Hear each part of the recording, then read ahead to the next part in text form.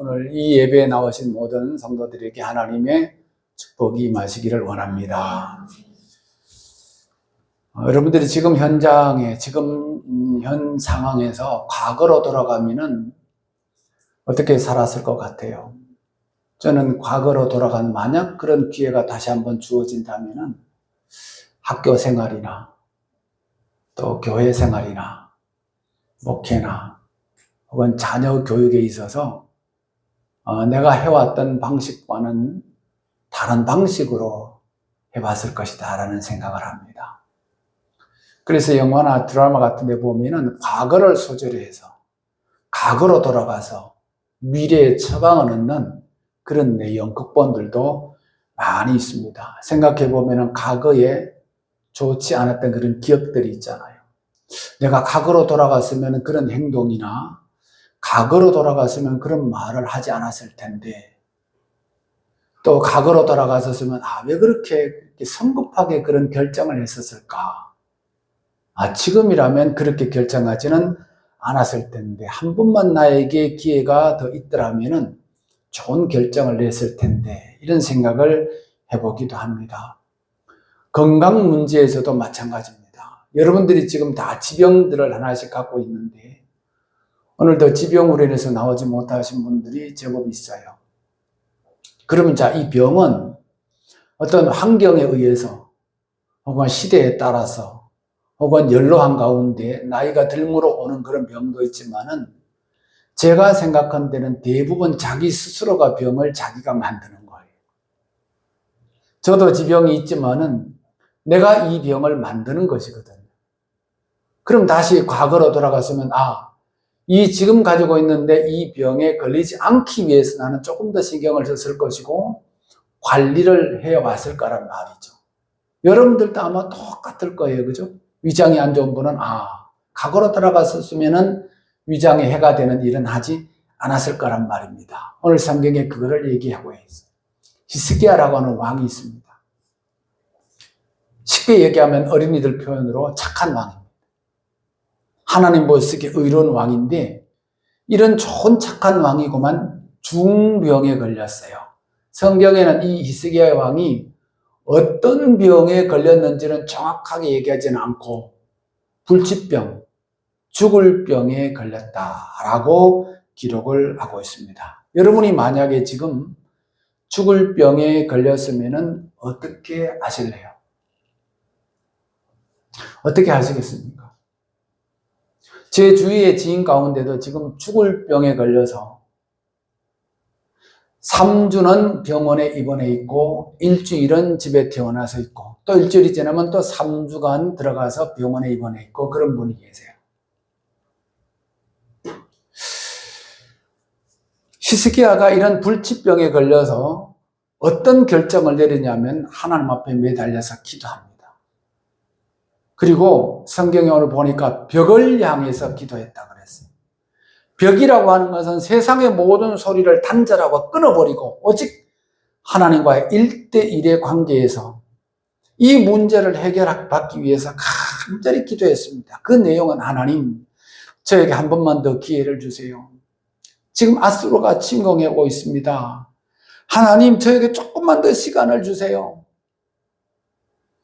이 땅에 사는 대부분의 죽을 병에 걸린 사람들의 소원이 그거 아니겠습니까? 하나님, 몇 년만 더 살게 해주세요.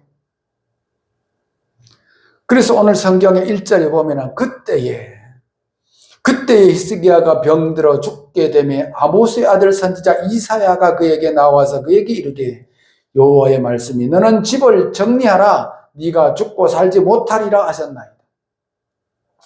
집을 정리하라 이 말이 무슨 말이냐면 네 모든 신변을 정리하고 네 다음에 임금이 될 사람, 왕이 될 사람을 미리 선정해 놔라. 너는 죽을 사람이니까.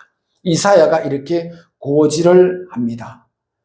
불치병에 걸려 죽게 되었다는 이 사실을 이사야 선지는 아주 냉정하게 히스기야 왕에게 전달해 주고 있습니다. 이 1절 첫 부분의 첫 단어가 뭐냐? 그때에라는 말이.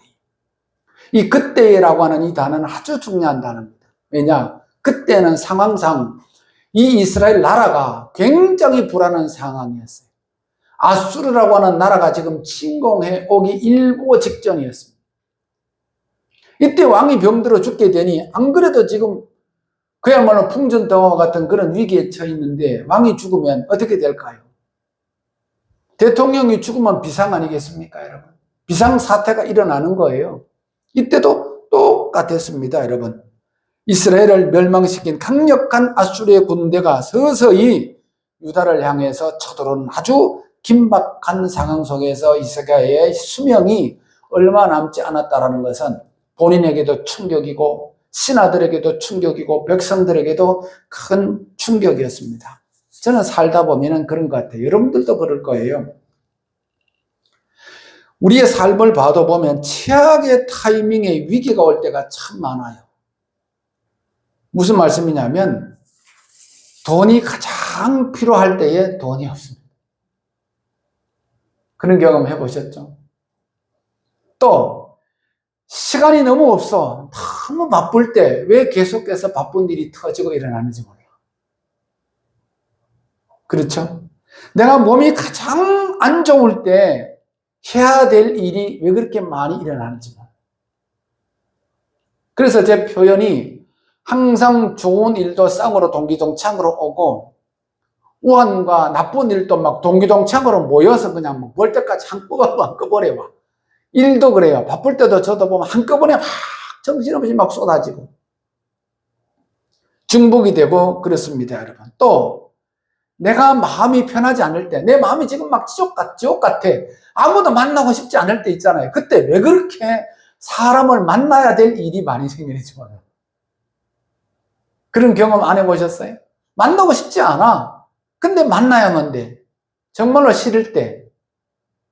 그리고 우리가 인생의 타이밍에 위기가 왔을 때 또 위기가 생기더라. 그래서 히스기야 왕도 왕으로서 가장 이런 급박한 순간에 자기 목숨이 시한부 인생이라고 하는 아주 잔인한 판정을 받았을 때에 맥이 다 풀려요. 병원에 갔을 때 선생님은 암입니다. 이런 진단 받았을 때에 하늘이 노래지고 세상이 다 산 것 같고 무너질 수밖에 없는 그런 상황이었습니다, 여러분. 어디 중요하지 않는 사람이 와서 얘기했으면 그냥 흘러들었을 텐데 하나님의 종 이사야가 히스기야에게 보내서 당신은 죽을 것입니다 라고 고지를 해줬을 때 히스기야는 너무너무 슬펐습니다. 그래서 2절을 보면 얼굴을 벽으로 향해서 하나님 앞에 기도하고 그 기도 내용이 3절에 나옵니다. 여호와여 구하오니 내가 진실과 전심으로 주 앞에 행하며 주께서 보시기에 선하게 행한 것을 기억하옵소서 하고 히스기야가 심히 통곡하더라. 이렇게 기도하는 거 쉽지 않습니다, 여러분. 히스기야는 유다의 13대 왕입니다. 그러니까 다윗 왕으로부터 300년이 지난 후에 왕이 된 사람, 아주 믿음이 좋은 왕이었습니다. 이 사람이 왕이 되고 난 후에 제일 먼저 소위 종교개혁을 실시했는데요. 무너진 하나님의 성전을 다시 건축하고 예배를 회복시키고 성전을 다시 회복시키고 그 다음에 그 거짓 신당, 산당 이런 것들을 전부 다 파괴시켰습니다. 그러니까 하나님 보시기에 얼마나 선한 왕인지 몰라요. 그러면서 히스기야가 이런 것들을 하나님 기억해 주옵소서, 하나님 저에게 자비를 베풀어 주옵소서 기도하게 된 겁니다. 히스기야가 통곡하면서 기도했는데 내가 죽게 된 것에 대해서 억울함 때문에 기도한 것이 아닙니다. 지금 나는 이 나라의 왕입니다. 이 나라가 지금 망하게 생겼습니다. 아수르가 지금 공격해 오게 생겼습니다. 하나님 주님만 섬기겠습니다. 이사야 38장에 보면은 저를 낫게 해 주셔서 다시 일어나게 해 주옵소서. 이 아픔이 평안으로 바뀔 것입니다.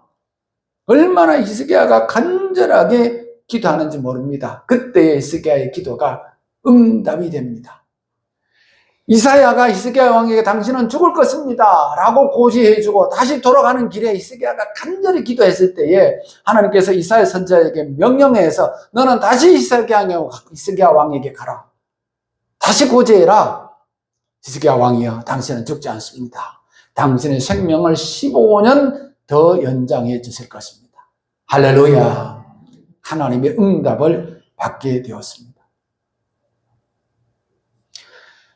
그때 하나님께서 히스기야의 수명을 연장시키고 다시 살려주신 이유가 뭔지 아세요? 그것이 오늘 설교의 제목입니다. 다 같이 설교의 제목을 읽어보겠습니다. 시작. 내 기도를 들었고 내 눈물을 보았노라. 하나님께서 이것을 보신 거예요. 여러분, 눈물 납니까? 나이가 들면 들수록 저도 눈물의 양이 줄어드는 것 같아요. 그전에는 기도할 때도 어떨 때는 설교하다가도 눈물이 막 나고 그러는데 눈물이 줄어드는 것 같아요.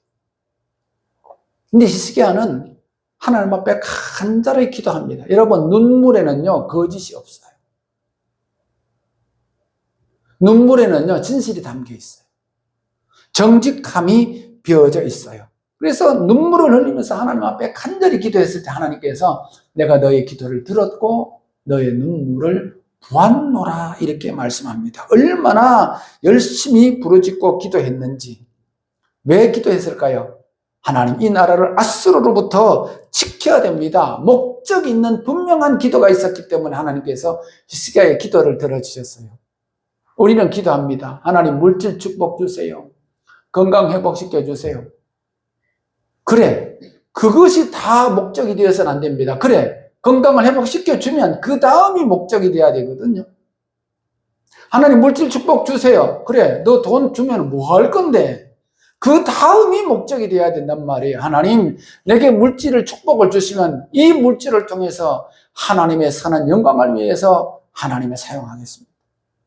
하나님, 저의 건강을 회복시켜 주시면 다시 찾은 그 건강으로 하나님의 영광을 나타내도록 하겠습니다. 이것이 기도 제목이 되어야 되거든요.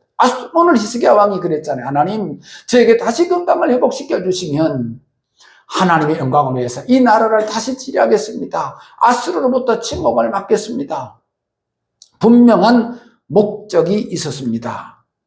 그리고 6절을 보면 내가 나를 위하고 또 내 종 다윗을 위함으로 이 성을 보호하리라고 하는 하나님의 축복의 말씀이 있었습니다. 그리고 나서 7절의 마지막에 보면 이사야가 히스기야의 병이 나을 것이라고 선포하면서 처방전을 줍니다. 그 처방전이 뭐냐? 한 뭉치의 무화과 반죽을 상처 부위에 붙여라. 무화과 반죽을 상처 부위에 붙여라. 이건 우리로 얘기하면 그냥 민간요법이에요. 아무것도 아닌 처방이에요. 근데 이거를 히스기야 왕에게 시켜요. 우리가 쉽게 얘기하면은 체했을 때 동치미 한 삽을 먹고 매실즙 한 삽을 들이키고 이게 민간요법이잖아요. 이 정도로밖에 안 돼. 그럼에도 불구하고 하나님께서 이사야 선지자를 통해서 히스기야에게 왜 무화과나무 반죽을 그렇게 바르라고 했을까요? 예수님께서도 침을 발라서 환자를 고치시고 진흙을 이겨서 고치시고 왜 그렇게 액션을 취했을까요? 그 사람이 더 크게 그걸 체험하게 하기 위해서 그렇습니다. 하나님의 치유의 기적을 확인시켜주는 하나님의 절차이기 때문에 그렇습니다. 충분히 느끼게 해주는 거예요.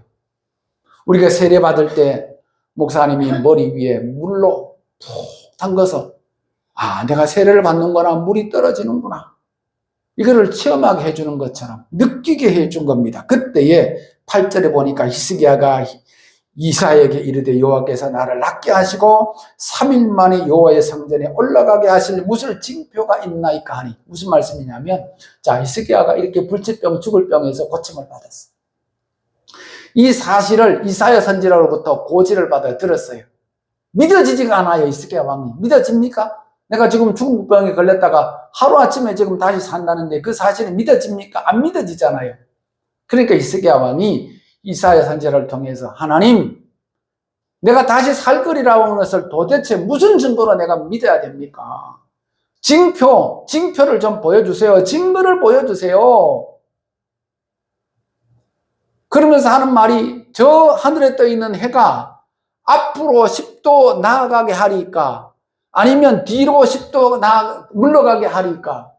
징표가 있잖아요. 그런데 앞으로 나아가는 것은 어차피 지구와 공전을 하면서 앞으로 나가는 방향이야. 그런데 해가 뒤로 거꾸로 10도 물러간다는 것은 이런 하나님께서 움직이지 아니하시면 이거는 될 수가 없는 거거든요. 이령표라고 있거든요.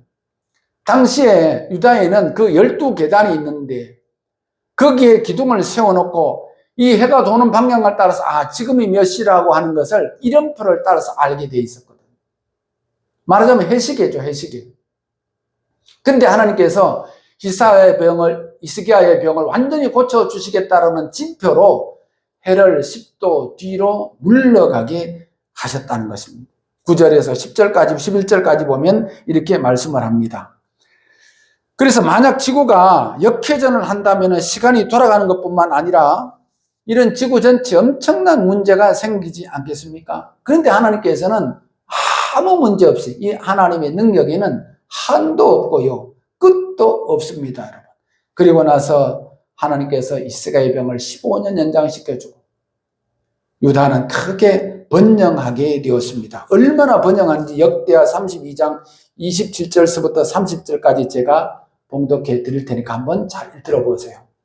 고침을 받고 나서 유다가 어떻게 부흥하고 성장했는지, 히스기야가 부와 영광이 지극한지라 이에 은금과 보석과 향품과 방패와 온갖 보배로운 그릇들을 위하여 창고를 세우며 곡식과 새 포도주와 기름의 산물을 위하여 창고를 세우며 온갖 짐승의 외양간을 세우며 양떼의 우리를 갖추며 양떼와 많은 소떼를 위하여 성읍들을 세웠으니 이는 하나님이 그에게 재산을 심히 많이 주셨음이며 히스기야가 또 기온의 윗 샘물을 막아 그 아래로부터 다윗성 서쪽으로 곱게 끌어들였으니 히스기야가 그의 모든 일에 형통하게 되었더라. 할렐루야, 여러분. 그러니까 물뿐만 아니라 가축뿐만 아니라 짐승들뿐만 아니라 곡식들뿐만 아니라 차고 창고에 막 넘치게 그렇게 하셨다는 것입니다. 창고가 모자랄 정도로 경제적인 풍요가 이 유다 땅에 임하게 되었다는 것입니다. 이제 새해 둘째 주일입니다. 우리는 소리와 음성들을 많이 듣습니다. 여기서 사람 소리 듣고 유튜브 소리도 듣고 TV 소리도 듣고 어디에도 그 회복의 소리가 없어요. 경제가 좋아질 거라고 하는 회복의 소리가 있습니까? 전쟁이 안전해질 거라는 회복의 소리가 있습니까? 지진과 코로나가 일어나지 않을 거라고 하는 이런 확신이 있습니까? 좋은 소리가 없어요. 전부 다 불안한, 불길한 그런 소식밖에 없거든요. 근데 하나님께서 오늘 우리 이 아침에 세상의 소리를 모두 끊고 벽을 향하여, 이스라엘은 통곡의 벽이 있잖아요. 그 벽을 향하여 하나님 앞에 간절히 눈물로 기도하잖아요. 하나님의 소리만 들으라는 것입니다. 그러면 하나님께서 히스기야에게 허락하셨던 이러한 축복을 우리 교회와 성도들에게 허락하여 주실 줄로 믿습니다. 히스기야의 상황이 결코 가볍지 않은 그런 상황입니다, 여러분. 히스기야의 믿음과 신실함으로 인해서 히스기야가 고침받았습니다, 여러분. 벽으로 향하고 하나님 앞에 기도했습니다. 이사야 선지를 통해서 히스기야의 회복의 음성을 하나님께서 전해 주셨습니다. 그 간절한 기도에 하나님께서 응답해 주셨거든요. 우리가 기도하면 우리 눈에는 잘 보이지 않아요. 그러나 하나님은 계속 일하시고 역사하세요. 하나님은 움직이시는 분이에요. 가만히 계시는 분이 아니에요. 여러분들 우리 속에, 뱃속에 오장육부가 들어있잖아요. 우리는 밤에 한밤중에 잠을 자고 우리는 지금 앉아 이렇게 나와 있지만은 이 안에 오장육부는 계속해서 움직이고 일하고 있거든요. 위는 위대로 일하고 장은 장대로 일하고 간은 간대로 일하고 우리 눈에만 보이지 않을 뿐이에요. 하나님의 역사도 그래요. 우리 눈에만 보이지 않을 뿐이지 하나님께서는 우리의 눈물을 계속해서 측정하시고 세시는 분이에요. 우리의 기도를 들으시는 분이에요. 그래서 우리의 기도를 듣고 우리의 눈물을 보시고 하나님께서는 히스기야에게 허락하신 그런 회복과 축복, 즉 수명의 연장이라고 하는 엄청난 기적의 역사를 하나님께서 베풀어 주셨다는 것입니다. 오늘 우리는 히스기야처럼 지금 병상에 누워있지 않더라도 각자의 자리에서 연약함과 한계를 전부 다 가지고 있습니다. 우리는 전부 다 연약한 분들이잖아요. 육체적으로 건강이 연약한 사람들, 물질적으로 물질이 연약한 사람들, 정신적으로 담력이 허약한 사람들, 담대함이 전부 다 허약한 사람들이에요. 그럼 우리가 기댈 곳은 어디입니까? 오늘 히스기야처럼 하나님밖에 없어요. 방법이 없어요.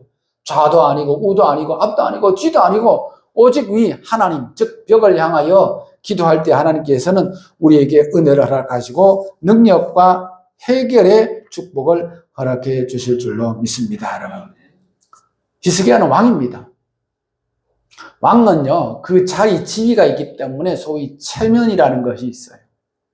밑에 신하들도 있죠. 가족들도 있죠. 백성들이 있죠.